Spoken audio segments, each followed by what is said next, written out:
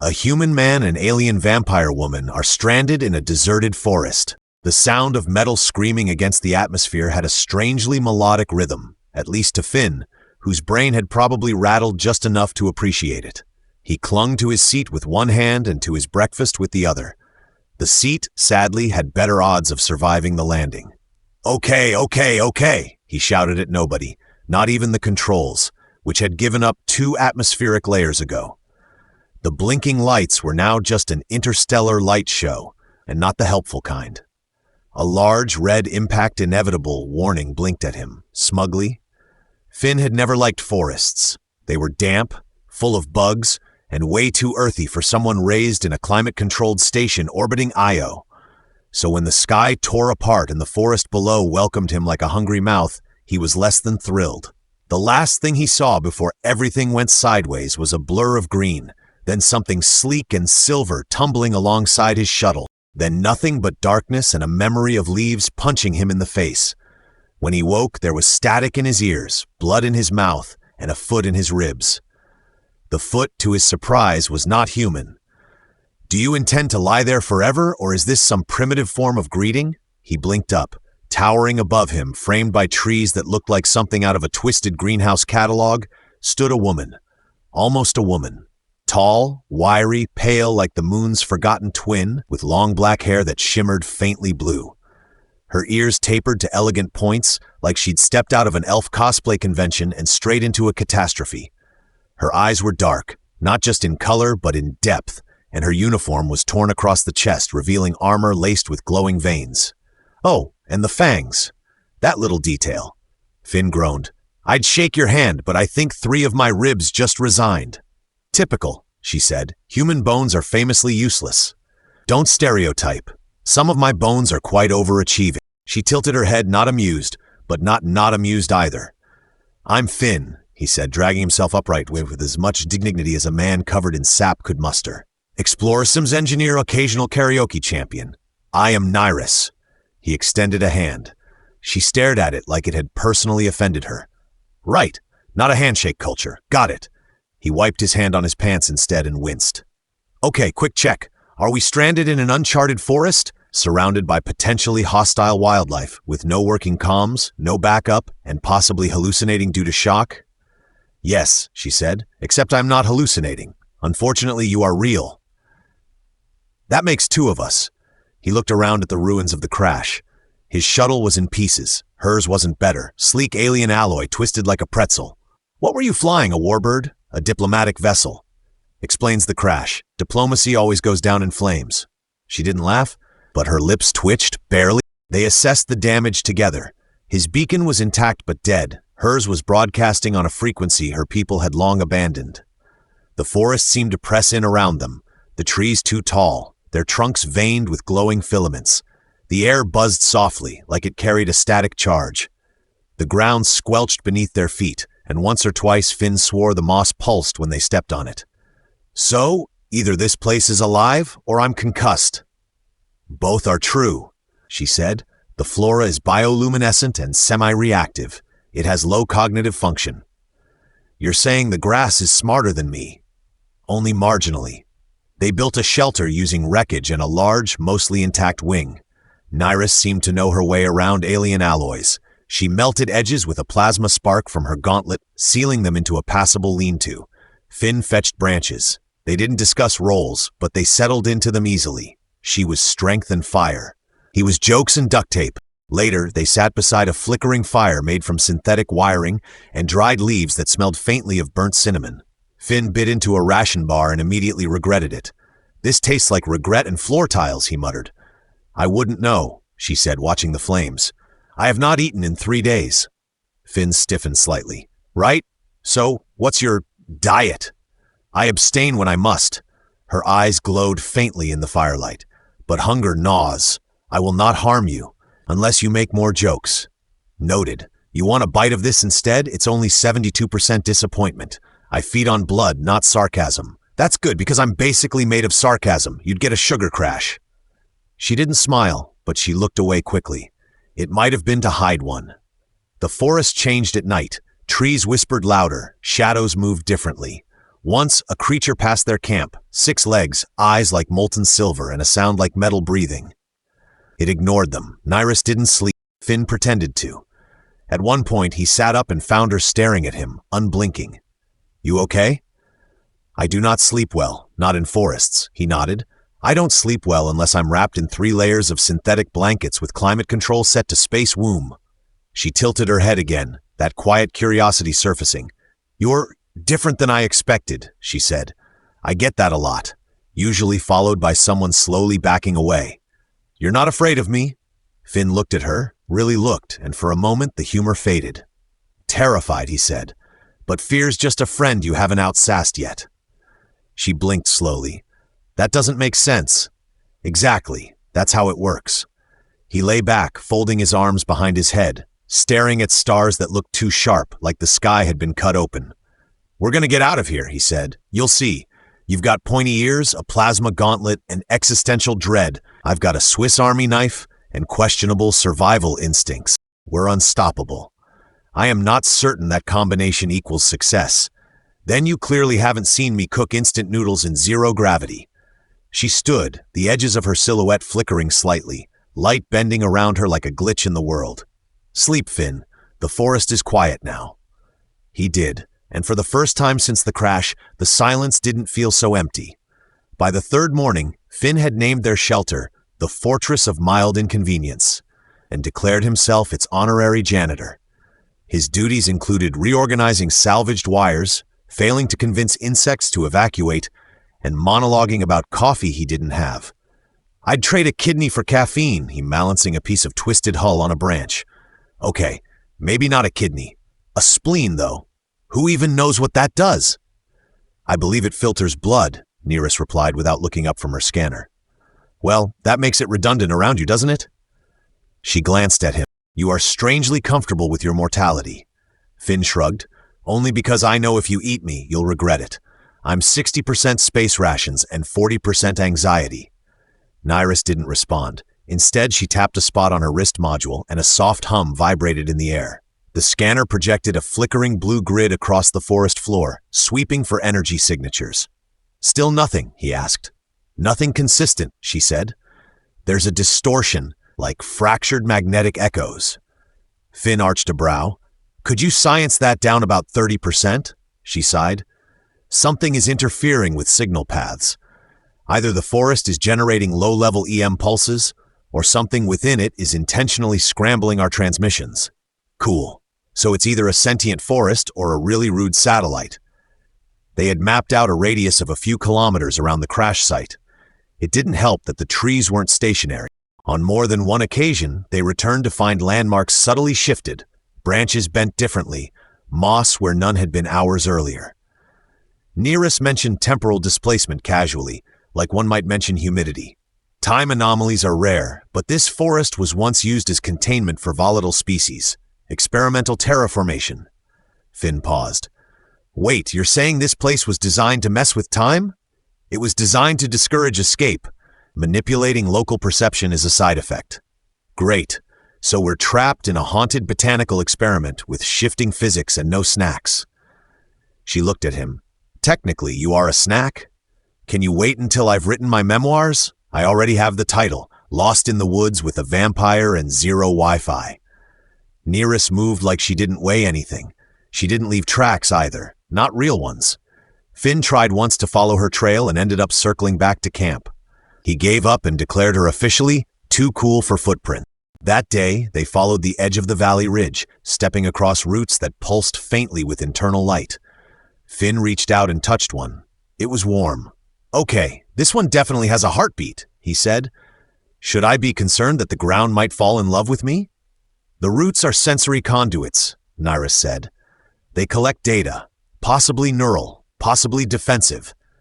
"I'm not sure I like how often your explanations include the word possibly." They reached a small clearing with a shallow pool in the center. The water wasn't water. Thick, silvery liquid that refracted light strangely. Nyris approached it, cautious. "This is technoplasm," she murmured. "Biological interface residue. Something used this recently." "Used it for what?" Finn asked. "Washing their tentacles?" She didn't answer. Instead, she knelt beside it and placed her palm just above the surface. The pool reacted instantly, shimmering with symbols that hovered above the liquid. Alien glyphs, sharp and angular, pulsing like a heartbeat. "It recognizes my DNA," she said. "This tech is old, very old." Finn watched the glyphs dance. "Is that your language?" "An ancient dialect," she said. "Obsolete. This technology was buried a long time ago, long before I was born." The glyphs began to shift, forming an image, a tall figure with eyes like twin eclipses and limbs too long, too elegant. It looked like Nyris, but not. Regal, severe, dangerous. Finn frowned. "Friend of yours?" "Ancestor," she said softly, "or a warning." The image glitched, then began to speak in a voice that layered over itself, too many frequencies at once. Nyris stood frozen as it addressed her by name. "You are known.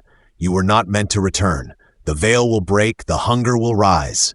Then silence. Finn stared. That was not vague at all. Nyris didn't move for a moment. Then she turned and walked away without a word. Back at camp, Finn tried to break the tension by organizing their gear into labeled piles. Probably useless, definitely useless, and explodes when touched. Nyris finally spoke while sharpening a salvaged blade. "I was exiled," she said. "My bloodline is considered corrupted. I refuse the right of thirst." "That sounds ominous. It is a sacred tradition, a formal acceptance of our hunger, a ritual that binds you to your blood." "You didn't want that?" "I didn't want to be a weapon," Finn nodded slowly. "And now this forest is pulling you back in." "Yes."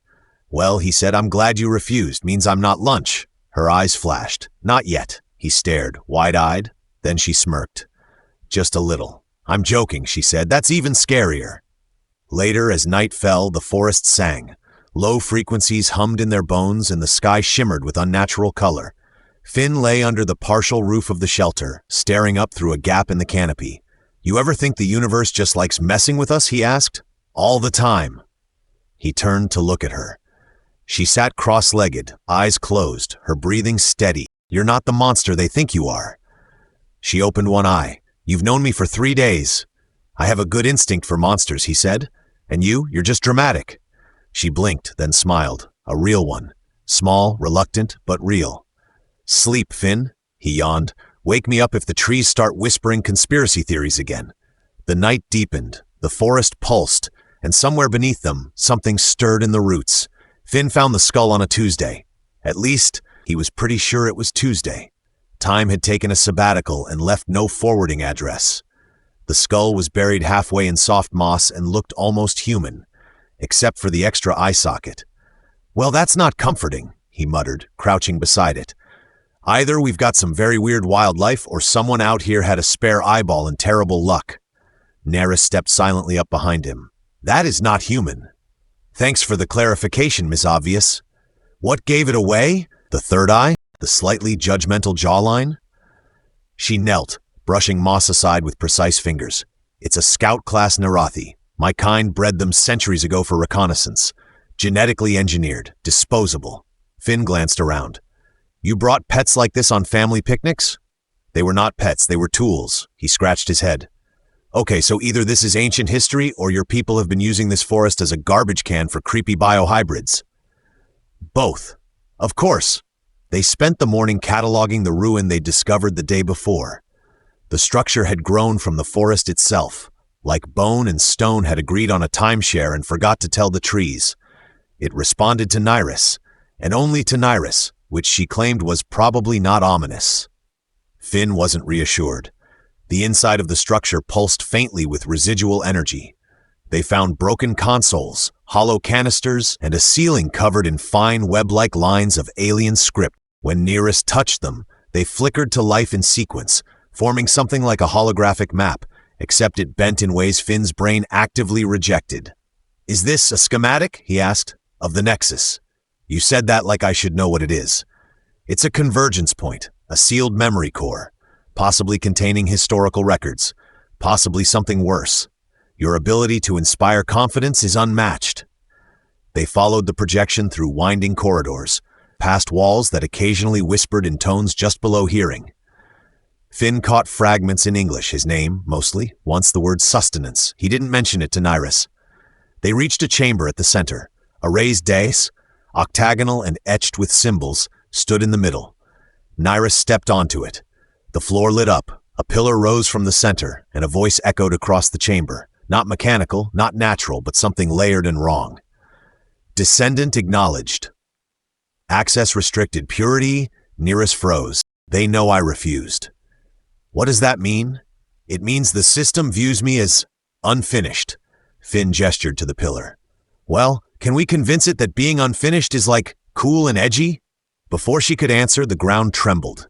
The light from the pillar fractured like glass. From the corners of the chamber, shadows detached from walls and took form. Skeletal, elongated beings made of shifting smoke and bone. Finn grabbed the nearest broken pipe and brandished it like a baseball bat. I knew Tuesdays were cursed. Nyris didn't move. She extended her palm. A ripple of dark energy pulsed from her fingers, and the beings paused, flickering. They're echoes, she said. Guardians. Not real, not fully. Finn waved the pipe through one. It resisted slightly, like slicing through jelly made of memories. Well, they feel real. She reached into the pillar. A thin filament extended, piercing her skin. She winced but held still. Are you? It's tasting my blood. Verifying lineage. Finn blinked. That's definitely not how USB ports work. The filament retracted. The pillar split open. A small cube floated up, spinning slowly, encased in blue light. Got it, she said. Is that a good thing? It's a memory core. Personal, high security, from someone in my bloodline. Finn leaned closer. Let me guess, it'll explode if I touch it. Most likely. Noted. They left the ruin just as the light began to dim. Outside, the forest was darker than before, and the air carried a hum, subtle, deep, like a growl just beneath awareness. Back at camp, Finn was surprisingly quiet. He watched Nyris inspect the cube, its surface shifting patterns like a puzzle with too many solutions. Who do you think it belonged to? He finally asked. She didn't look up. My mother. Or someone pretending to be her. That's complicated. She vanished before I was born. Official records say she self-terminated after defying the council. And unofficially? She found this place. Finn stared at the fire. Okay, I've got to ask. Your people, do they all have that same blood issue? All of us hunger, she said, but most of us surrender to it. We become vessels for the thirst. Controlled, unthinking. I didn't want that. Why not? She looked at him then, and for the first time her voice lost its edge. Because I wanted to choose who I am. Finn nodded slowly. Yeah, that makes two of us. Later, while Nyris worked with the cube, projecting images, decoding language, whispering words too old for time, Finn took inventory. He organized supplies into new categories. Might help, definitely explodes, and I'm afraid to touch it. He also found a long coil of living vine that attempted to flirt with his boot. I'm taken, he told it. Emotionally unavailable. Also, not into sentient plants. The vine sulked away. By nightfall, the cube had revealed part of a message. Fragmented, but clear enough to chill. Failed containment. Nexus unstable. She must not awaken. Nyris didn't sleep. Finn stayed awake with her. Who's she? He asked. Someone worse than me. Well, that's a low bar. She glanced at him. Sorry, just trying to lighten the mood. You're not wrong. The wind shifted, the trees leaned inward, something ancient stirred beneath them. And in the distance, a new sound echoed across the forest, low, resonant, and not from anything alive. The sound came at dawn, deep, metallic, and vibrating through the ground like an ancient machine waking from a long nap. Finn was mid-bite on what he called his breakfast rectangle, a protein bar that tasted like ambition and drywall. I don't like that noise, he said, staring into the forest. That's the kind of noise people hear right before something unreasonably large and toothy shows up. Nyris stood already, motionless, eyes fixed on the horizon. It's a signal. Artificial. Low frequency. Buried beneath the forest's biosong. Finn blinked. Right, of course. Understood that sentence. Every word. It's broadcasting from the Nexus ruins, he groaned. I knew you were going to say that. I just finally organized our collection of suspicious sticks. They packed quickly. Finn grabbed the essentials, rations, tools, and what he claimed was a lucky wrench named Wanda. Nyris took the cube and her plasma gauntlet, which Finn referred to as the finger of slightly terrifying justice. As they made their way back toward the ruins, the forest began to change. The trees leaned inward more aggressively, vines retracting like nervous fingers. The light dimmed, though no clouds covered the sun. Time again felt wrong. Finn glanced at his wrist device. According to this, it's both morning and yesterday. Nyris didn't answer. She was listening, not just to sound, but to something else, something woven into the silence. You okay? He asked. There's someone else here. That's not what I wanted you to say. The ruins greeted them with a low pulse. The entrance had changed. Stone structures once dormant now shimmered with power. As they crossed into the inner chamber, the cube in Nyris's hand glowed brighter. Finn slowed. Do you feel like we're being expected? Yes. That's not great.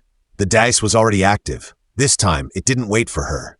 A projection shimmered into being, taller than Nyris, robed in black fractal patterns, face obscured in shadow. Daughter of deviation, the voice said. You were not summoned. Nyris stepped forward. Neither were you. Protocol has failed, containment breached, restoration is required. You abandoned this world? She snapped. You buried it because you feared it, and now you want to restore it? Finn leaned toward her. Is this your people's version of a family reunion? Worse. The figure turned. Its shape flickered, revealing a glimpse of a face, her face older, hollowed by time and power. Finn whispered, Is that? No, she said quietly. It's a copy, a construct. The projection pointed to the pillar. The nexus is failing. The hunger buried here is awakening. Your presence accelerates it. That's not my fault, Nyris said. You built this. You locked it away and left it to rot. Then fulfill your design. Become what you were made to be. She stepped back. I won't. The projection didn't flinch. Then we will extract your code by force. Finn raised a hand. Okay, quick suggestion. How about we don't do that? The floor vibrated. The structure shuddered. From the walls, small drones emerged, floating metallic orbs with rotating spikes and glowing cores. Finn's eyes widened. Those are not friendly. Nyris grabbed his arm and pulled him off the dais. Run! They bolted through the corridor as energy bolts scorched the walls behind them. Finn turned mid-sprint and threw Wanda, the wrench, at one of the drones. It hit with a satisfying clang and spun off course. Yes, he yelled. Mechanical justice. Nyris glanced at him. That won't work twice. I don't need twice. I need us not to explode. They reached the exit as the drones closed in. Nyris turned and unleashed a wave of concussive force from her gauntlet, blasting the passage behind them. The ceiling collapsed in a roar of dust and energy. They didn't stop running until the structure was far behind them, buried once more. Back at camp, they collapsed near the fire. Finn was breathing hard, hands on his knees. So, that happened. Nyris stared into the fire, her voice quiet. They're coming. More drones? Worse. My kind, the original line, the ones who accepted the right. He went still. They're responding to the signal. They see me as a failed prototype, but my presence means the Nexus is active. They'll want it, and me. Finn sat down beside her. We can hide. You said the forest bends time, right? We could disappear for a while. Let the universe cool off. She shook her head. They'll track me. I'm marked. He thought for a long time. Then what happens if they get you? They'll use my blood to reactivate the sealed vaults. Release what's buried. The hunger will spread. Worlds will burn. Okay, so that's our worst-case scenario. She looked at him. You should leave. He snorted. And do what? Hike into infinity? No thanks. You don't understand. I do, he said. You're scared. You think you'll hurt me, or that I'll slow you down, or that this is too big for a guy whose greatest achievement is inventing a game called Guess That Alien Mold Smell. But I'm here. I'm staying. She looked away. You could die. I nearly died eating one of those ration bars. At least this way, it's dramatic. A beat passed. Then she laughed. Just once, short and real. He smiled. There it is. Still got it. They sat in silence, the fire crackling softly. Then the sky flickered. Not a natural flicker. Not lightning, not clouds. A distortion, a shimmer like heat haze spread. Finn stood. That's not atmospheric, is it? Nyris stood with him. No. That's a ship entering the veil. He sighed. You have terrifying relatives. They aren't here for tea. He reached for his tools. Then let's make sure they don't stay long. The ship descended with no engine noise, just a low, resonant pressure in the chest and a shimmer of light bending unnaturally in the air. Finn watched from behind the ridge, chewing what remained of his last ration bar, which he insisted tasted better when one was dramatically facing imminent doom. Looks like a luxury death yacht, he muttered. Sleek lines, lots of spikes, that whole we came to harvest your soul aesthetic. Nyris crouched beside him, eyes narrowed, scanning the vessel's hull. It's a First Blood Ascension-class carrier, stealth capability, 3 decks, 20 soldiers, maybe more. Finn whistled. That's a lot of relatives. Are they here for hugs or disintegration? They won't negotiate. They'll extract the code from me and wipe this place. Right? So plan A is don't let them do that. Plan B is slightly more yelling and running. He pulled out a panel of salvaged equipment, a detonator, a proximity beacon, and a device he'd spent 3 hours reprogramming using 3 wires and blind optimism. This, he said proudly, is the distractomatic. It flashes, buzzes, and transmits a high-frequency loop of me reciting bad poetry. Should keep them busy for at least 10 seconds. Your ingenuity is disturbing. Desperation breeds innovation. They moved through the forest like shadows, Nyris guiding them along ancient pathways that pulsed faintly beneath their boots. The trees seemed to lean with them, the forest responding to her presence, less a jungle now and more a silent conspirator. As they approached the landing site, they saw them, the Ascended. Tall, pale, armored in obsidian mesh. Their movements were too fluid, like water held in human form. Finn immediately were. Is it too late to pretend I'm a mushroom and live here forever? He whispered. Quiet, Nyris said. They're listening. They slipped closer. Finn deployed the distractomatic. It buzzed, flashed, and began projecting his voice. Ode to an itchy spacesuit, stanza 1. 3 of the Ascended turned instantly.